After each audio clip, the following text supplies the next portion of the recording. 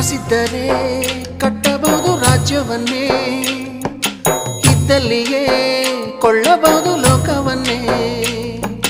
ತಾಯಿಯ ದಯೆಯ ಹನಿಯು ಸಿಗುವುದೇ ನಮ್ಮ, ಕೋಟಿ ಕೊಟ್ಟರು ಅದನ್ನು ತರುವರಾರಮ್ಮ.